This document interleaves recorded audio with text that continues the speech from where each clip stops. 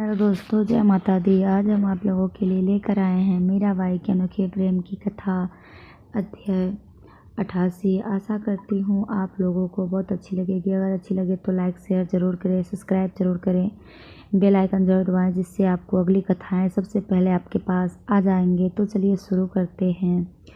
संवत बैसाख मास में सदा के लिए चित्तौड़ छोड़कर मीरा मृत्य की ओर चली। एक दिन भोजराज के दुपट्टे से गांठ जोड़कर इसी बैसाख मास में गाजे बाजे के साथ वे इस महल की दोहली पालकी से उतरी थी। आज सबसे मिलकर इस दहली से विदाई ले रही है। ये वो महल चौबारे थे जहाँ उसने कई उत्सव किए थे, जहाँ उसके गिरधर लाल ने अनेक चमत्कार दिखाए थे, जहाँ उसके प्रिय सखा कलयुग में द्वापर के भीष्म से भी अधिक भीषण प्रतिज्ञा का पालन करने वाले महाभीष्म भोजराज ने दे छोड़ी थी, और जहाँ विक्रमादित्य ने उनके विरुद्ध कई षड्यंत्र रचाए थे। एक बार भरपूर नज़र से उसने सबको देखा। उस कक्ष में जहाँ भोजराज विराजते थे, वे वहाँ जाकर खड़ी हो गई। पंचरंगी लहरियों का साफा, गले में जड़ऊ कंठा, पादक पहने, कटार तलवार बांधे, हंसते मुस्कुराते भोजराज मानो उसके सम्मुख खड़े हो गए थे। मीरा की आंखें भर गई। सिख पक्षाओं राजकुमार, विदा विदा मेरे सखा, मेरे सुदृढ़ कवच, मुझसे जो भूले जो अपराध हुए हो उनके लिए मैं क्षमा याचना करती हूँ, कहते हुए मीरा ने मस्तक धरती पर रख भोजराज को प्रणाम किया। मैं अभागिनी आपको कोई सुख नहीं पहुंचा सकी, कोई सेवा नहीं कर सकी। अपने गुणों और धीर गंभीर स्वभाव से आपने जो मेरी सहायता की और सदा ढाल बनकर रहे, जो भीष्म प्रतिज्ञा आपने की और अंत तक उसे निभाया, उसके बदले मैं अंकिचन आपको क्या नज़र करूं। किंतु हे मेरे सखा, मेरे स्वामी सर्वसमर्थ है, वे देंगे आपको अपनी इस दासी की सहायता का प्रतिफल। आपका मंगल हो, आप जहाँ भी है, मेरा आपको प्रणाम। उसने आंसुओं से भरी आंखों से पुनः धरती पर प्रणाम किया। बहुत देर से चंपा स्वामी को यूँ भावुक हो रोते हुए देख रही थी। बाईसा हुक्म, नीचे पालकी आ गई है, सबसे मिलने पधारे।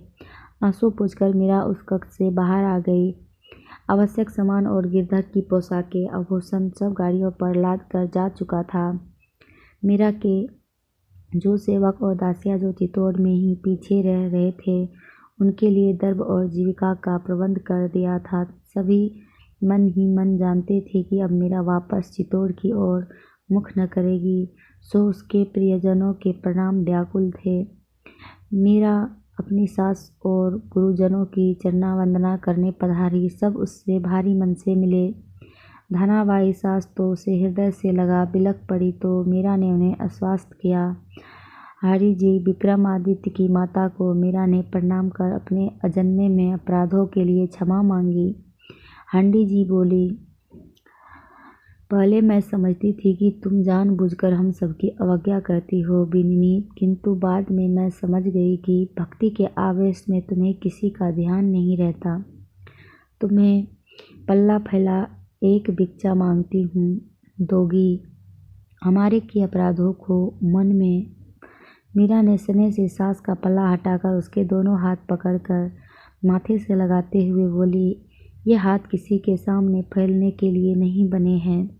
ये हाथ आश्रितों पर छत्र छाया करने और मुझ जैसी अबोध को आशीर्वाद देने के लिए बने हैं।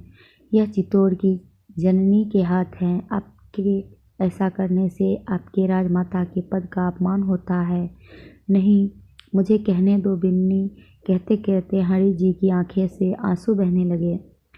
नहीं, कुछ मत कहिए। मेरे मन में कभी किसी के लिए दोष नहीं आया।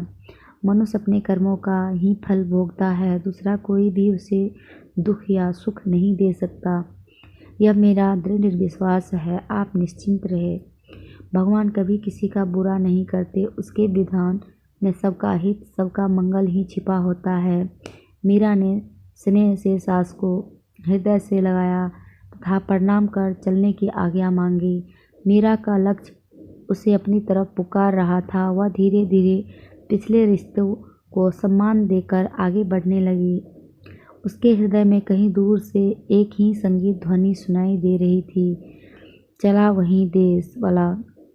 इससे आगे हम आपको अध्याय 89 में देंगे। तब तक के लिए धन्यवाद। जय माता दी।